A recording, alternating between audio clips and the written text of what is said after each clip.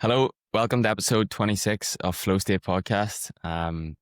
It's me, Adam. You might be used to hearing Luke on the other end of the microphone. A slightly different episode this week. Luke's off gallivanting. He's not available for an episode, so slight change of pace and a slightly different episode today. I'm joined with a good friend of mine, Frank McCartan, also known as Frank the Physio. I'm not going to waffle on too long about Frank. I'm going to let him do that. Apologies if the audio sounds a little bit off today. We are recording from my own home. So the both of us are here sitting side by side, very awkwardly, in front of a microphone. So yeah, definitely a very different episode this morning. But I think you guys will enjoy it. Frank's a great fella, as I say, a great friend of mine, someone I've known now for quite a long time.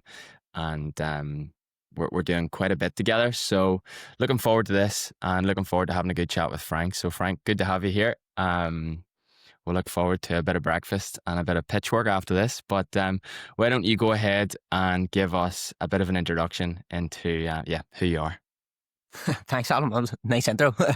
Must slip you 20 quid after that. So Adam, give me a good enough intro there. I'm a physiotherapist and I work with general population and a lot of the sporting community.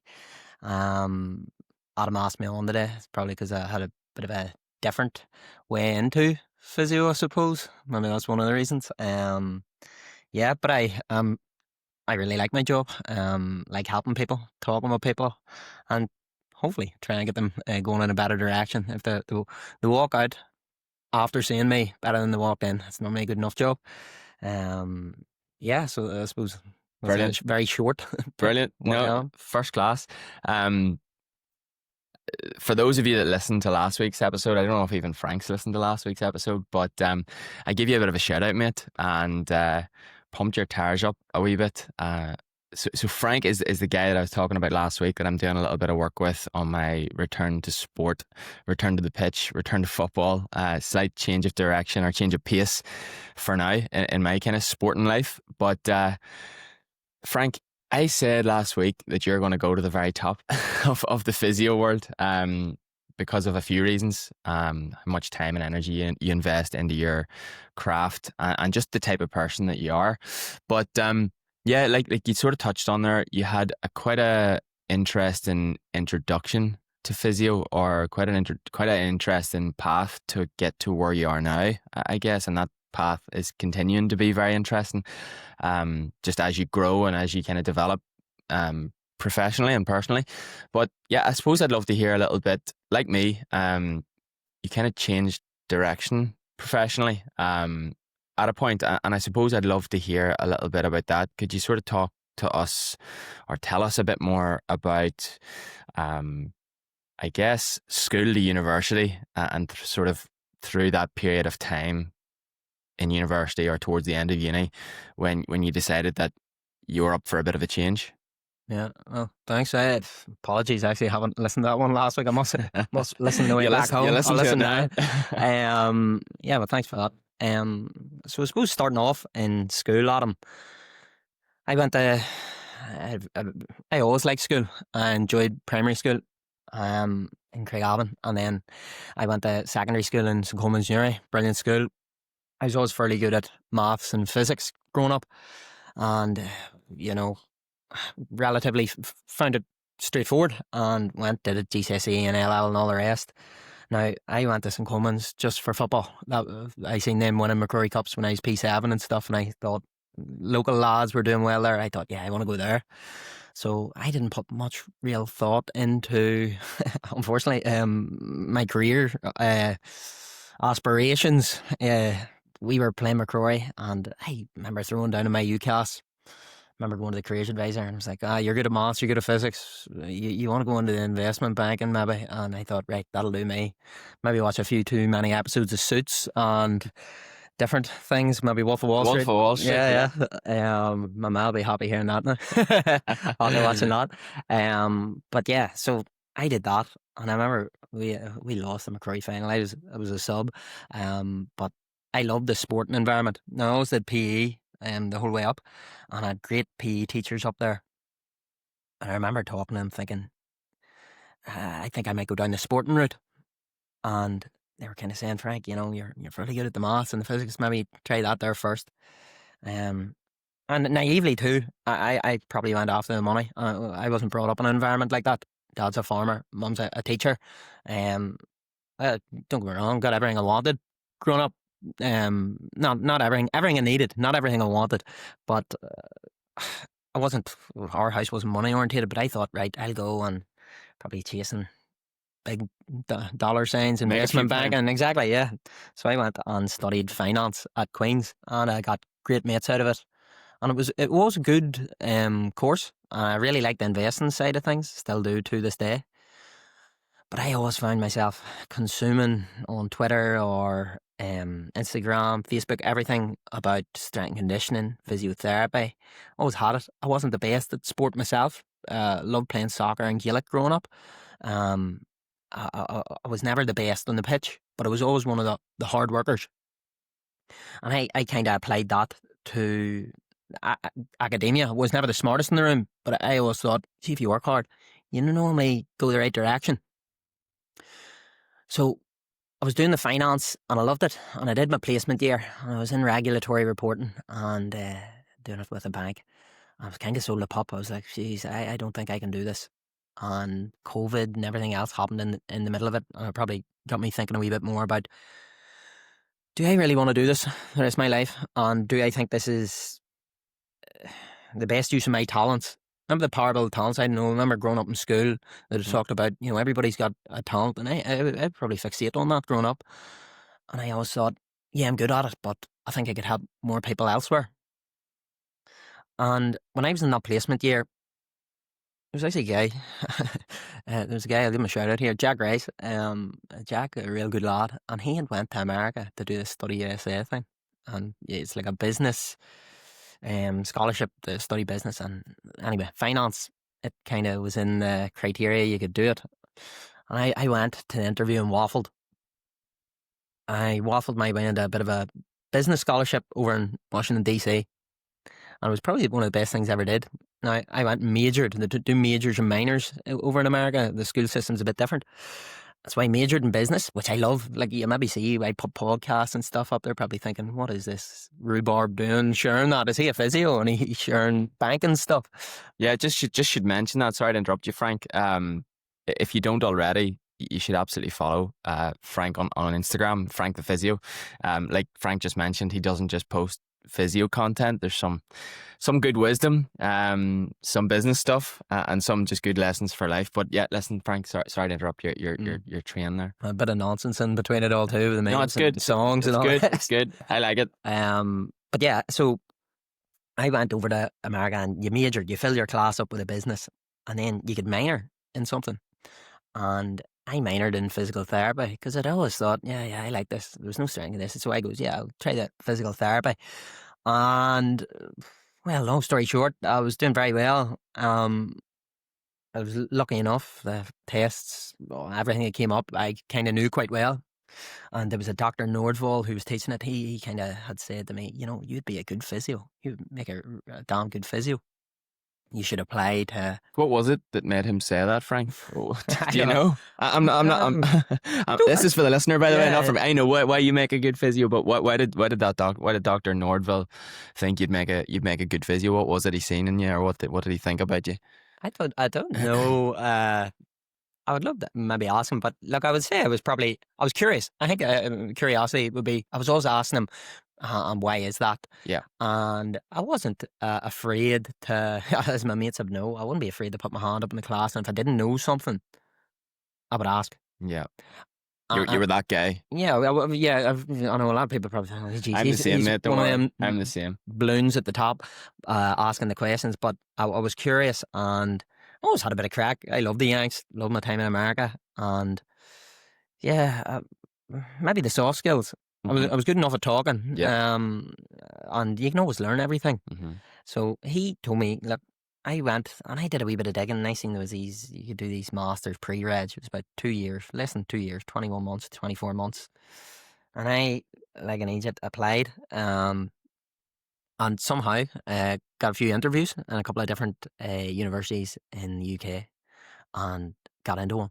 And at the same time, I had a big enough job offer with the bank, offering a lot of money, and it was offering, you know, quite a bit for a young 22-year-old lad coming out of uni. Like, it was an awful lot of money, but I thought, I'd rather put myself into a bit of debt here and go and pursue what I wanted, and went over, and yeah, I keep now a physio, thank God. Yeah. And it was great. Met some brilliant people, a lot of real good mates from Canada and UK and everywhere else.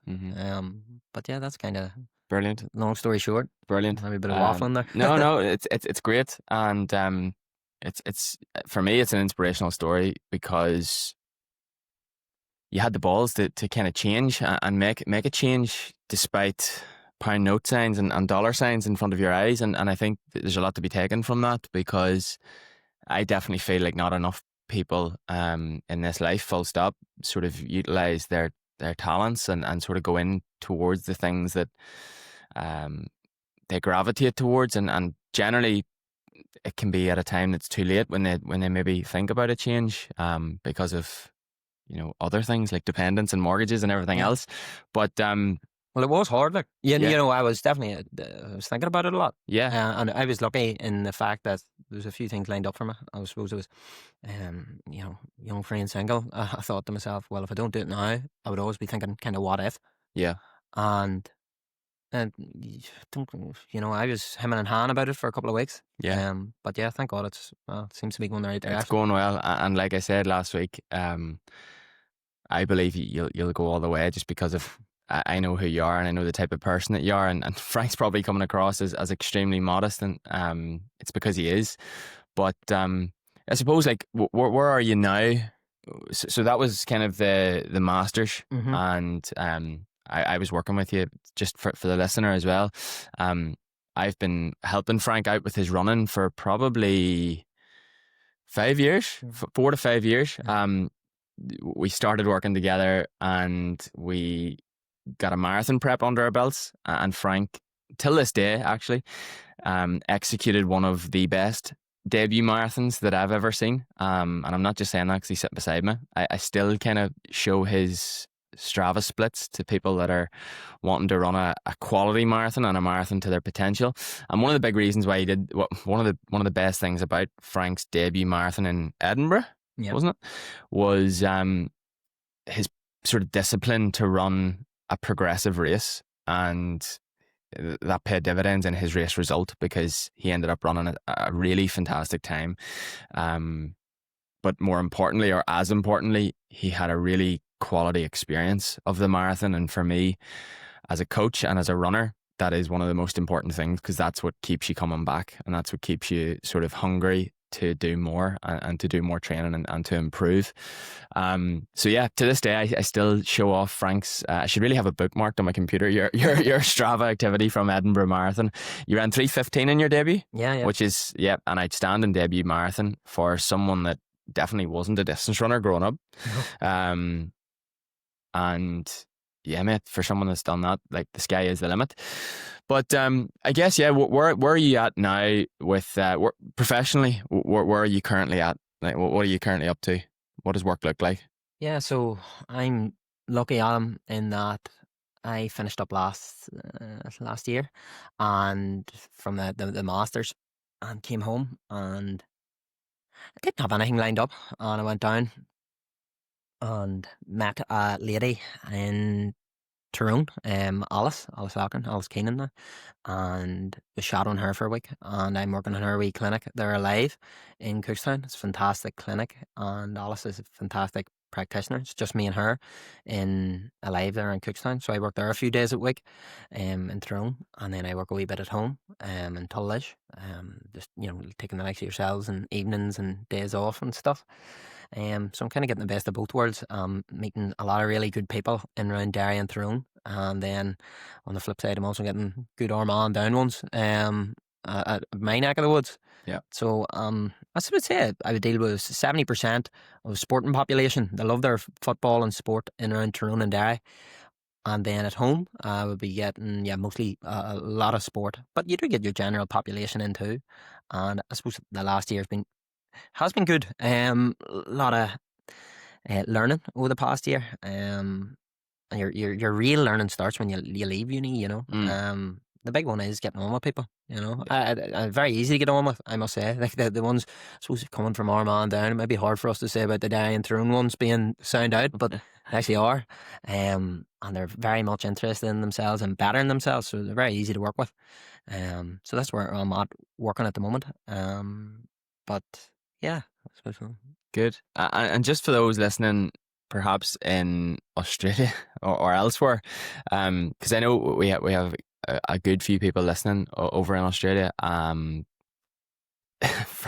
Frank just mentioned a few counties, a few places in Ireland here, Derry, Tyrone, Down, Armagh, and what he's referring to is sort of Ireland is broken up into 32 counties, and yeah, these are four, I guess, four of those that are neighbouring and very much attached in many ways and detached in many others. We're quite tribal here in our ways, particularly when it comes to sport, and particularly Gaelic football. So we get along. Yeah. When we go to Croke Park or Clonus, maybe not so much. But no, just wanted to cover that up, or not cover that up. Sorry, I wanted to cover that, not cover it up at all.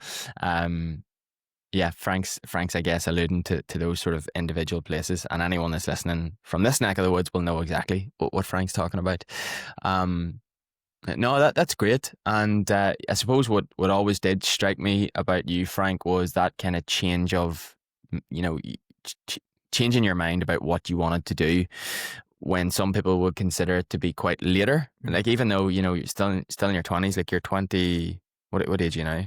26. Yeah, so you're 26. I mean, a lot of people consider that to be very, very young, but a lot of people who go through university, I think, feel like that's what they have to do because they've spent the money and they've done the degree. And my mum always told me that the degree's easy carried. Yeah, You got it in the back pocket. It's a level of qualification, and whether you change or not, that you're always going to have that. And that was something that I guess, that was one of the big reasons why I didn't have a fear. Well, I always had a fear, but I didn't have as much of a fear of change of direction, and I still don't. I still feel like if you want to change and you want to make a change, truly, that you can. And I guess that's why I resonated so much with yourself, and one of the reasons why we probably get along as well as we do, because we kind of share that outlook. But yeah, well, like, just on that, yeah, like you've seen me from there 5 years ago. As you remembered, it was in around October, November 2020. One of my mates' girlfriends, Kirsty, she had actually said, I was saying it was COVID, and I was like, flip, I want to get better at running. When everybody was putting up them fake 5K times and stuff. the Ross Barclays. Yeah. So I remember going out for a run, and I was blowing smoke. The white light was on, and I was like, I said to Kirsty, I see that it was a Sunday evening, and she said, there's a boy in Lurgan there. He's doing a bit of coaching. And I remember reaching out to you, and I've kind of seen you evolve into going to your teaching and now full-time running coach. Now, I'm not just saying this because you're sitting next to me. I took a lot of inspiration from seeing you do your own business and do it so well. And I the reason I've been with you for 5 years is because I knew this guy is meticulous with the detail and loves what he's doing. And I took an awful lot of that from, I remember, even when I was in America, I was with you. This was That's before right. I even Yeah, that's applied. right. And I remember thinking, well, look, there's Adams making a go of it. And sometimes you can either get jealous or you get inspired by other people around you, especially locally. Especially in Ireland, we kind of want everybody doing well. But then at the same time, sometimes you can be thinking, that bugger over there is doing X, Y, and Z.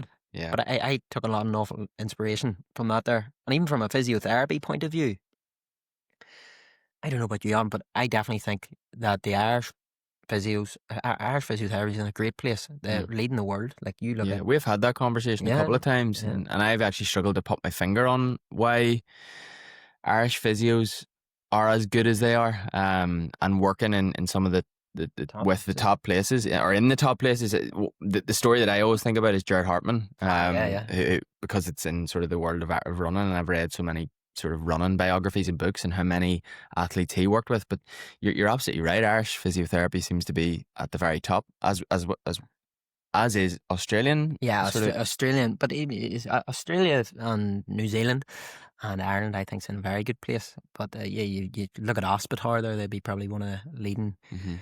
clinical places within the world for rehab, sports rehab. And you've got a lot of Irish people from Donegal, Cavan, Tyrone working in it, Yeah, and they're leading the light. And then you go on to Instagram, you can see a lot of good people leading the way. The reason I went to Alice was, I seen her on. She was working a bit with David Gray and stuff, and she's doing fantastic not the stuff on singer. her own. No, not Babble on there.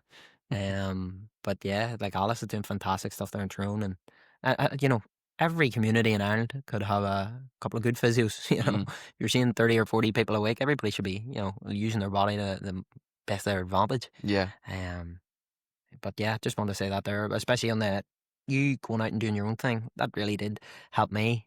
And even seeing you go from teaching, Mm, and obviously you had different things going on in your own life, and now you're full time at that. It just shows that, well, it's definitely possible. You can forge your own path. Like, yeah. No, I really appreciate that. I really do. But yeah, I suppose one of the other things I kind of wanted to touch on was your sporting background as well. Like, I know you mentioned playing football as a youngster, and sort of the McCrory team. And again, for anyone that doesn't know what McCrory is, again, it's quite a big thing here in Ireland. It's the schools. It's basically the schools Gaelic football championships at the top level. So it's quite a prestigious competition. If you win the McCrory Cup, you're considered yeah, a top schools team, and many sort of McCrory players will go on to play at a county level, and yeah, compete in the sort of in the senior county championships throughout Ireland. So, sorry, McCrory is the Ulster, our province. It's the Ulster, isn't it? Yeah, yeah, it's just making sure I get that right. It's the Ulster based competition. So you played football, yeah, Gaelic football. yeah, You played a bit of soccer, did you? yeah. We Yeah, did. yeah. Anything else growing up? Mum would have took me anywhere. Yeah, get you out of the house. Had her heart broke. Like, I was the you name same. it. Horse riding, Run the road. basketball when I was young, but apparently didn't have enough height for that. Apparently, basketball, horse riding, Gaelic, Horse soccer. riding's an interesting one. Yeah, I remember going to it when I was a wee lad. I mean, badminton, you name it, my mum would have brought me. She was Yeah, very good that way. But yeah, I went after the Gaelic and the soccer more so. And then went full tilt at the Gaelic. Now I wasn't. I was an okay club player. Played by my local club, Tullish, great place. Great crack, and loved playing there growing up. And then it was a sub in that McCrory team. We had a fantastic team. A lot of them players went on to win an All Ireland with Armagh, and then a lot of them would be in the down team too. So it was absolutely star-studded with a lot of the boys. So I wasn't getting any of that starting line. yeah, But yeah, I played a lot of Gaelic growing up. I loved it. The soccer too. I loved the soccer, but kind of when I got to about 15, 16, you were near our development squads and stuff, and you had to pick one or the other. yeah, But I wasn't a big runner growing up. yeah, Gaelic, you had to do time trials or bleep tests and 5Ks, timed 3Ks. It was kind of thinking you were dreading training. yeah. Um, As was I yeah, but back it's then. kind of U-turn now since And that's going kind of with you. what I want to get on to is sort of sport into running. I think a lot of people that I talk to, and again, I'm so conscious that this is actually a running podcast, and me and Luke don't always just talk about running, but I kind of want to bring a bit of attention to the running here, and Yeah. sort of how, I suppose, the message that I'm trying to get across is that I think a lot of people that I speak to believe or have this this conception or this preconception that you have to be a runner, quote unquote a runner, to run well and to run good times. I've said it time and time again, when I was playing Gaelic football, when I was playing soccer as a youngster growing up, I was never the runner in the team. Like I was mid pack at best in the team, sometimes more towards the back of the pack actually, Really? because yeah, well, I took quite a long time to grow. I didn't hit puberty till I was about 17. Yeah. Maybe still haven't because I can't grow a beard. But yeah, I was very, very, very short up until I was sort of 16, 17. And then over a summer, it was like, I was like, just spread it. You know, I just went from, I remember actually having a lot of pain in my body from growing so quickly. And came back to school for my, I can't remember whether it was my AS year or my A level year, but had basically grown well over a foot over the summertime. And so athletically, I suppose I was always lagging behind because of that sort of growth aspect. And then even at that point when I went and played sort of minor football and sort of into my sort of early 20s, I still wasn't quote unquote the runner. You know, a lot of people think because you kind of have ran well that you had to be sort of talented as a young person, and I just want to reiterate, like, I absolutely wasn't talented. I just played sport. But like I said, when I was running with the school team, when I was running with the Gaelic team, when I was running with the soccer team, yes, I was running, so I was doing something. I was always mid to the sort of towards the back end of the pack. I suppose sprinting I was actually always a little bit better at, but when it came to like aerobic fitness and having that engine on a pitch, I definitely wasn't strong.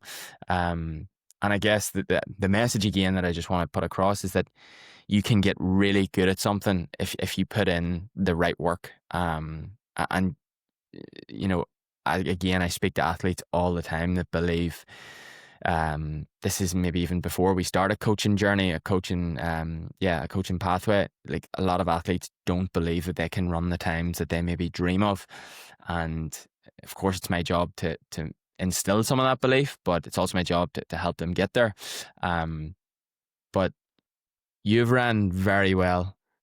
Well, for me, you've run extremely well, and you, is it fair to say, like, you haven't committed solely to running at the same time? So you have a nice balance. You know, Yeah. I committed solely to running. I chose the sport of distance running when I got into it for various reasons. Travel was one of the reasons, and like, it was a really easy way to get some training done whilst traveling. And I've got quite an addictive personality, and found running really stoked that far. But like, you've run extremely well. You weren't quote unquote a runner growing up. You weren't winning cross countries in the park. And you're continuing to develop as a runner. You know, you just ran 91 minutes in Antrim in the half marathon. You're still training in the gym. You're still working on your strength. You don't just run. You know, you're not running 80 miles a week or 70 miles a week, but you're doing some smart work. And yeah, I suppose that's one of the big things I want to get across, is that, you know, you can run really well, like I said, despite not being the runner. And that's something that I really want people to remember. And yeah, it's something that I really do try to get across to people that I potentially am going to work with, or am working with. Do you have any aspirations, Frank, going forward with your running? You know, is there any goals? Is there any races you'd like to do? Is there anything that sort of stands out or piques your interest? With regards to the running, well, I suppose I definitely want to get that sub 90. I was a wee bit too slow there the last Well, time. we know that's there. You're gonna, that's there. yeah, you're going to guide me to that. That's in the post. And then I want to do another marathon. I've only did one. I would like to do another one at some stage. But kind of as you alluded to there, Adam, I run 3, maybe 4 times a week. But I'm also in the gym 3, maybe 4 times a week. And I like that split. I don't, as you kind of say, I'm not clocking up 100-kilometer weeks at the moment anyway. Maybe closer to a marathon. But I like my plyometrics and my ISOs and my strength, bit upper, bit lower, and moving well. I don't really. I think everybody's throwing this hybrid word around these days, but you know, they talk about S and C. Yeah, it's strength and conditioning. Mm-hmm. You could walk into any global gym there in the country, and you'll get a lot of boys very good at the S side of things. But if you ask them to run 1K, you know, you'd be taking them to the local hospital at the end of it if they go to try and run at a high pace. So you want to balance both. So I suppose. And is that driven? Is what you're doing, Frank, from an S&C perspective? Is that driven from that's what you enjoy? Is it driven from like a health and longevity side of things, or where does your mind go whenever you sort of think training? Because for me, I'm a little bit different, I suppose. Like I said, I have a bit of an addictive personality, so when I get into something, it's kind of that like narrow-minded like focus on a process or a goal, and it kind of doesn't deviate from that. I kind of go what I would sort of call all in nearly. And it's not to say that you can't go all in on the way that you're training. You absolutely can, but is kind of the way you train, that split, is that based on like, this is what I enjoy doing on a week-to-week basis? Because I think there's massive, so there's a lot in that actually, and I think that is what should be the driver for most people. Or is it like this is the, in your eyes, the healthiest, most sort of yeah, what's the direction? Oh, no, it's derived from enjoyment. Like, if I'm working a long shift, I'd be in the gym at 6. I'm not doing that if I don't enjoy it. Yeah. I'm going out for a run. That's 5 or 6 in the morning there in the summer. I'm not doing that if I don't enjoy it. It's the best for me at the time being. Look, I'm not 30 yet. I want to try and put on a bit of muscle. Watch my Instagrams and stuff. I'll always talk about being a meat rocket. I want to have a bit of muscle, and I want to be able to go fairly quick. I might not be the strongest or the quickest, but if I can, do fairly well at them, like a decent half marathon time, a decent marathon time, but I can also shift a bit of tin and be strong. Yeah. So it is a longevity thing, I suppose, too.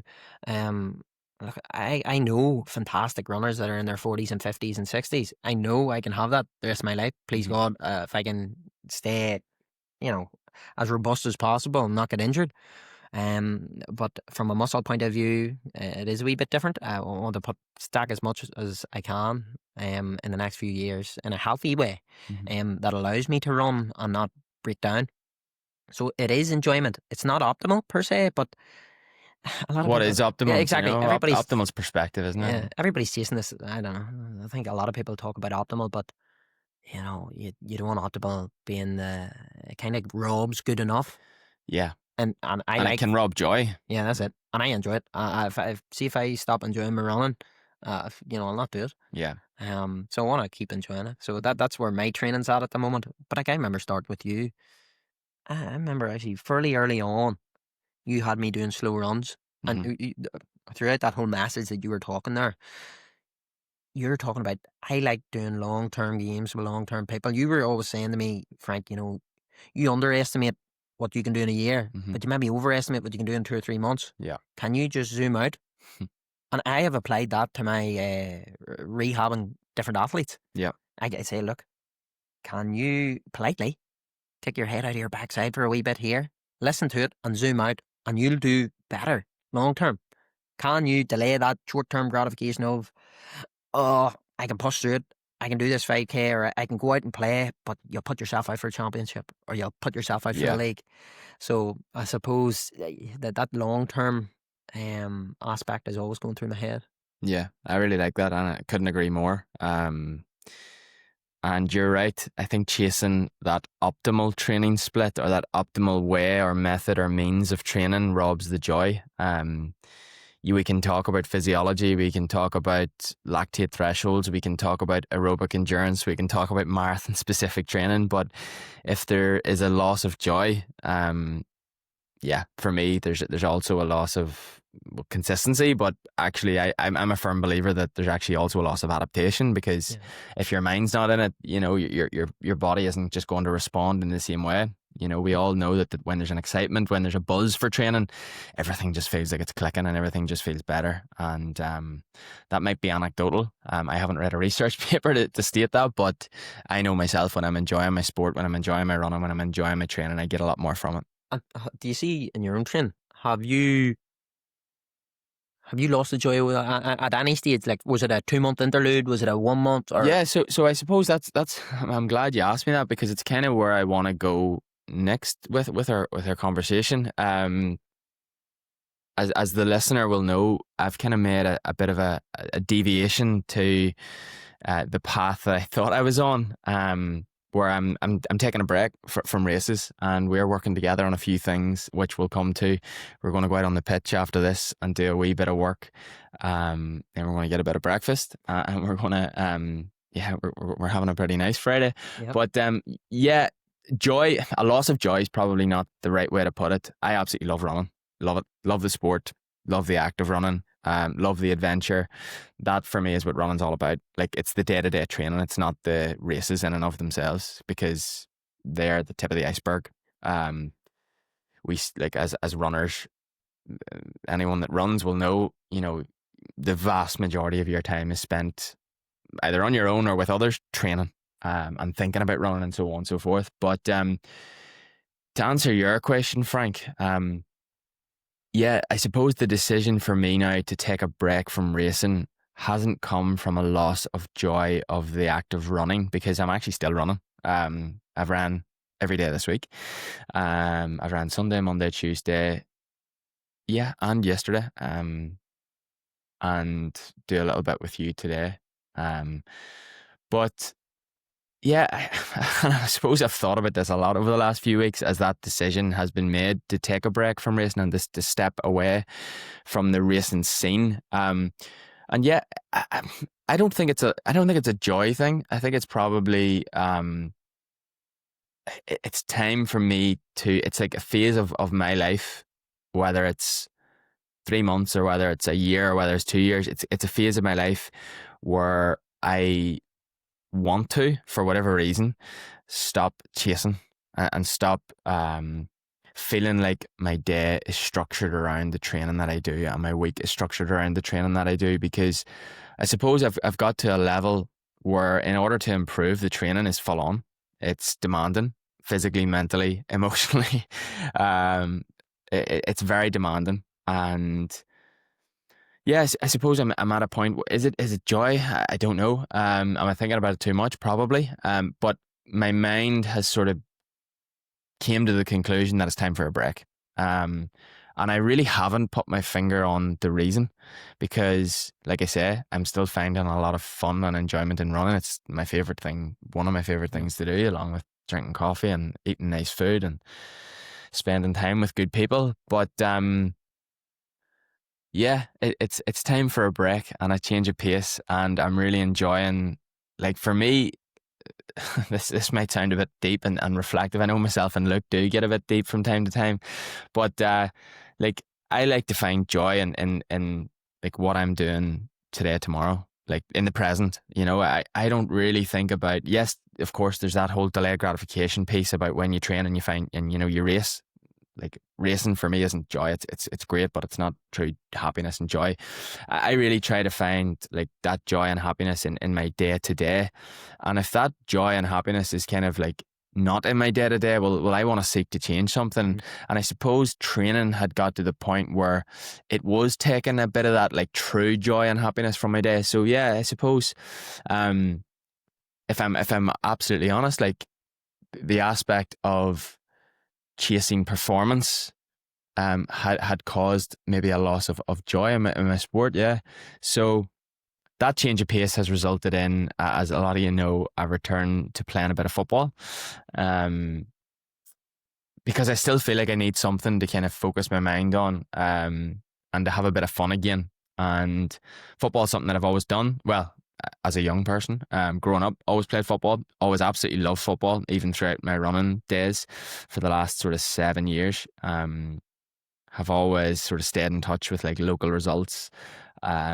Obviously follow Liverpool, and it's definitely a passion of mine. And I always felt like I gave up playing football quite early, because I got big into CrossFit, and like I mentioned before, have that addictive personality, and went gung-ho at the CrossFit and started competing and training like a madman. And then we went traveling, got into running, become addicted to running. And it sort of spiraled from there, because my coaching journey actually began when I was in Australia. So all of a sudden your whole identity starts to become, or my perception of my identity starts to become wrapped up in running. And retired from football without really choosing to, at 22, 23. So I feel now is a nice time where I have an opportunity to play a bit of football. Of course, continue to coach and continue to help runners, which I actually struggled when I decided to make this change. I started to think to myself, maybe selfishly, like, how can I continue to help runners when I'm not running myself? It was just a foolish thought, but I've realized now that I get as much, if not more, joy, because I'm not doing as much running myself, and maybe I'm not as fatigued. So I actually really am enjoying my coaching as much as ever, if not more, over the last few weeks.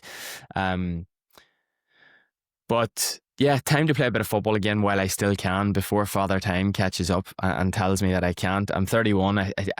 Honestly, I feel like I'm 21, mentally, physically, and all the rest, which is great, touch wood. But yeah, I know that I can't play football, or probably won't be able to play football, at 40 years of age, with 18-year-olds, 19-year-olds. But you can still be a good runner at 40. Exactly.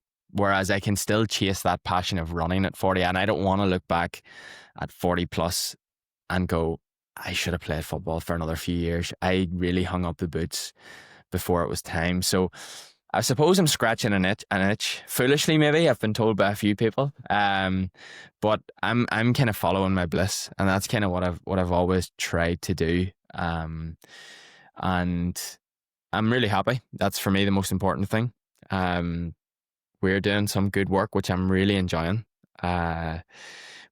Frank's the only guy that I'd have on board doing this work with me, because, like I said at the start, I know how much time and energy he invests.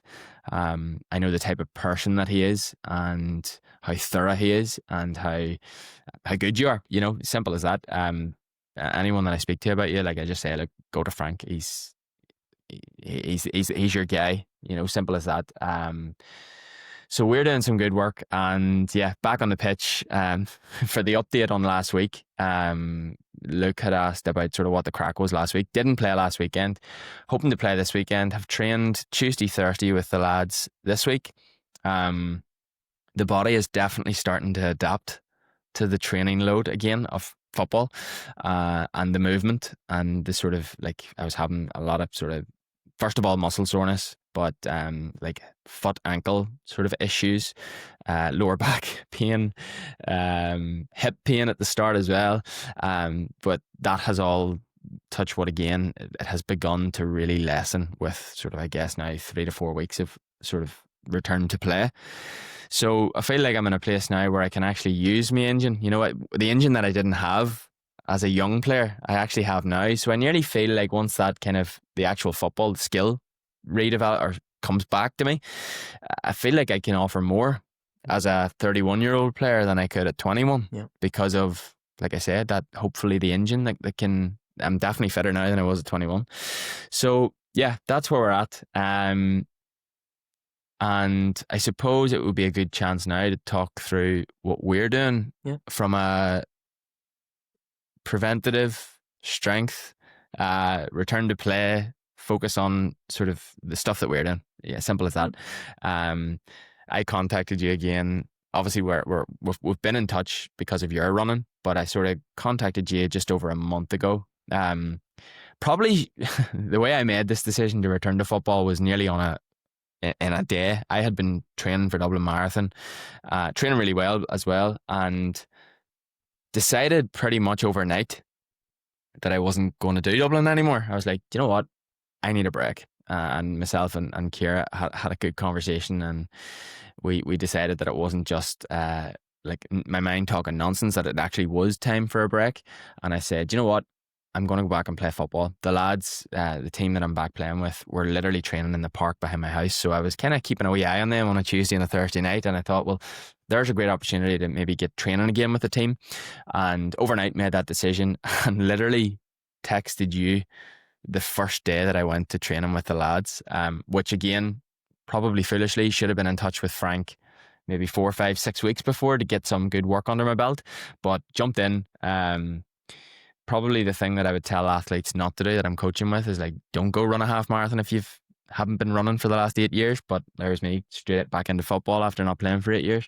But yeah, got in touch with you, Frank, about getting some form of plan together, or starting to work together for my sort of getting my body ready. You'll probably say this much more eloquently than I am, but getting my body back to a place where it's strong and fit for the pitch. So I guess, like, what have we been doing together over the last few weeks? Yeah, so thanks for that. Even reaching out, and it's good to work with you, Adam. So I suppose a month ago you came to me, and you were maybe feeling a wee bit dummy, wee bit of pain after the first few sessions of going back to a brand new stimulus to the body, I suppose. Mm-hmm. And we did a wee bit of work with the foot and ankle with soccer players. Boys playing football. You look at real good players. They're your Liverpool man. You look at them. They're lean. That you don't need, which is quite conducive for a good runner like yourself. You don't need a lot of hypertrophy and muscle mass. Yeah. But you need strong legs. So I was kind of focusing lower limb approach with you. I wanted you strong from the ground up, foundations. So I wanted your feet and ankles to be able to hack the load. Now, you'll see a lot of the time on Instagram and the internet now, they'll talk about bulletproof this, bulletproof that, or, oh, you'll never get injured if you do this. That is a load of rubbish. But what we can do, I suppose, with the finance coming in, we can mitigate the chance of injury by trying to get you as robust and as resilient as possible. And there's a few things we want to do with that. Runners love running, but they would rather go for an easy 10K than get into a gym and do their isometrics, or do 1 or 2 days, just a wee bit of low-hanging fruit in the gym. Now, luckily enough, runners like to feel. I'm sorry to interrupt you, Frank, but this is a good point actually for the runners that are listening, because most people that listen are runners, but runners like to feel productive. Yeah, and we tend to be type A personality. Not all, but most, and we definitely like to feel like we've done something. I know I've fallen into this trap so many times. You feel the reason why most of us are attracted to running is because you feel like you can get a really good workout in 60 minutes or 45 minutes, and there's no other like sport that you can, I'm going to say it, burn as many calories in such a short space of time, and that tends to be the type of that running tends to attract those types of people. I've definitely found myself included. But you're absolutely right. A runner would definitely prefer to do a 10K than do 45 minutes or 50 minutes worth of, I don't know, I call it like just that like preventative work or strength work. Prehab, prehab. Which my wife thought I spelt wrong on the Instagram story yesterday. Kira thought I'd spelt rehab wrong. She texted me from school. She'd seen my story yesterday, and I'd written the word prehab, and she had never heard the word prehab, so she thought I'd spelt the word rehab wrong, but it is prehab. Yeah. Prehab beats rehab. Yeah, absolutely. There's good turn man, the head of Irish rugby, Phil Glasgow. He's a really good quote, and he says that rehab is just training in the presence of an injury. Mm-hmm. You should always be training. Rehab is just maybe a regressed version of that. Mm-hmm. You're still training. It's just in the presence of an injury, and you're doing what you can. Yeah, it's a lovely way to put it. Yeah, he's fantastic. You should have a look at his stuff. But yeah, so I suppose we started with a lower limb approach. We kind of got your foot and ankle kind of half tidied up, putting a bit of pressure through it, getting good isometrics at the start, and then getting it moving. Mm-hmm. Because I did have a few issues with the feet. Yeah. But they're thankfully going well, and then just getting you. Most runners very linear, not much change of their action. And like, you're a fantastic runner. What's your marathon time? 2:30. 2:30. Yeah. 2:30. 2:30. Like, that is flying, right? But then when we were doing a wee bit of work, we just need to get you into a few different shapes that your body hasn't been put in the past 6-7 years. So we've been just giving you a lot of low hanging fruit, and touch wood. My God, it's going rightly so far. There goes the corporate jargon. Yeah. The low hanging fruit. Yeah, low hanging fruit. But you're doing well. So we're just trying to build you up, and I suppose I'm looking from what I would see with soccer players. We're trying to get the hamstrings half right. You, because of your CrossFit background, are actually very muscular for a runner. Like lower limb. If I were to take your top half off and you were just looking at your legs from the hips down, you're very strong, which is really conducive and will help you throughout the season.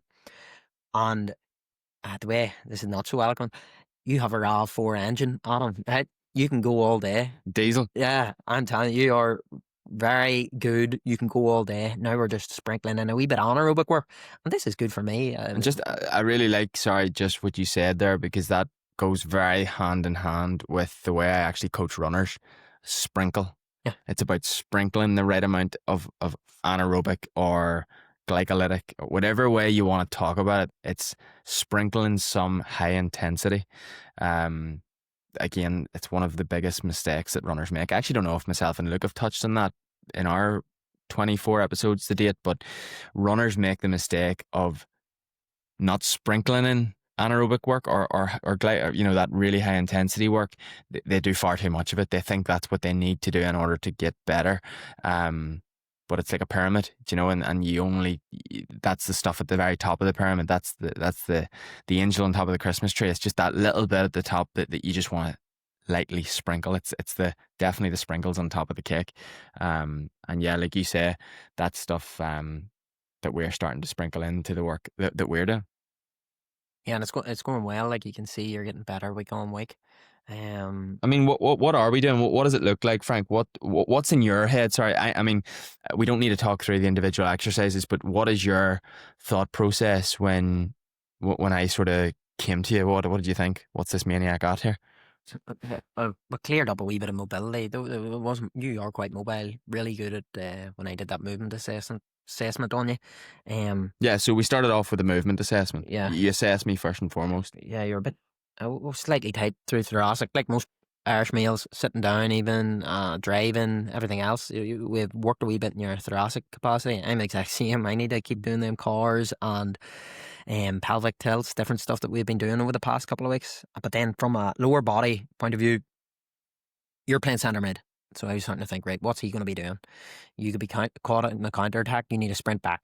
And when remember we did the video analysis with your sprinting there a couple of weeks back, we're looking at your hip flexion. You're probably not like striking, getting a real good big shape to put that force through the ground. I've got the marathon shuffle. Yeah, but most runners do, but that's common.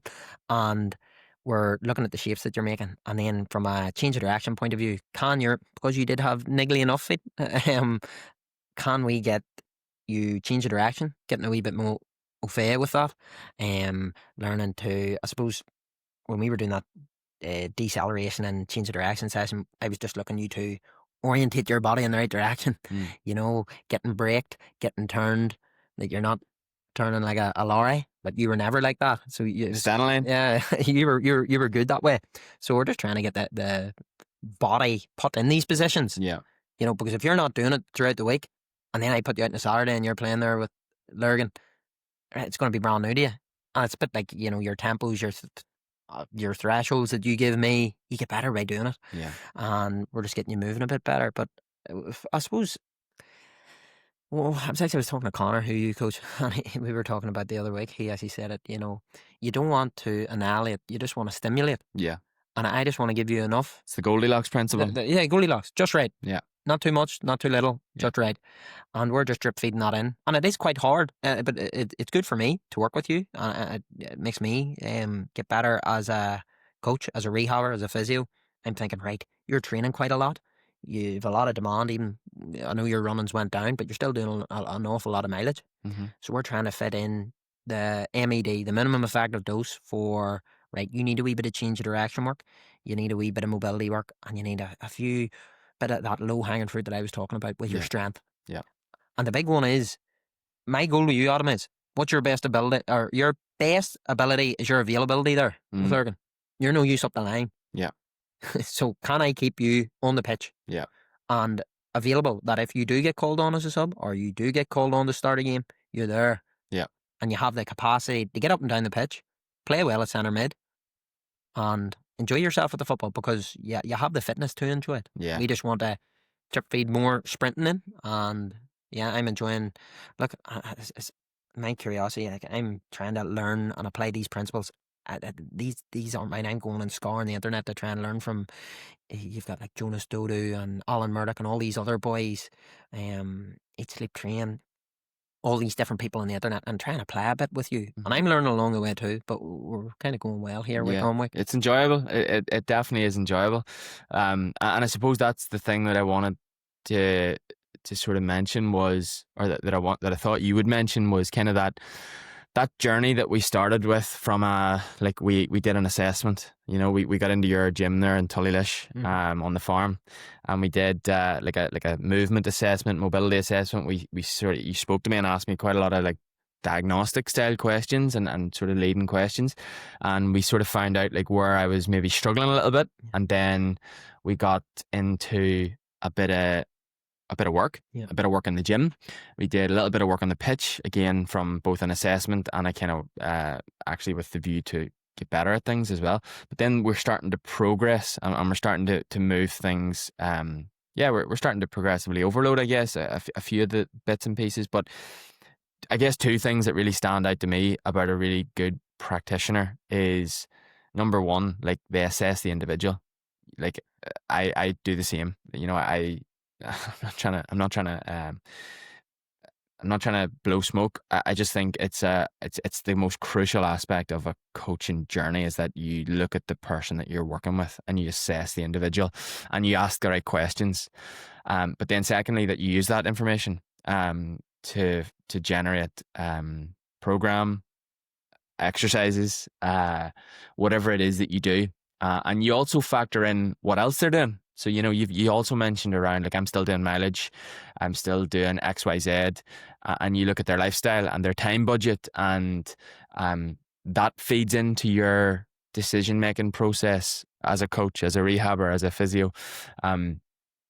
So I guess like our approaches are actually quite similar in our kind of, whether I'm helping someone with running and coaching, because I guess that is like my philosophy 101, is that running training must be individualized to some degree. It must be with that individual's background and training background, age, so many things factored into that kind of puzzle, but also then with the future in mind, with their goals. And I think the work that we're doing sort of is no different. Yeah. Is that fair to say?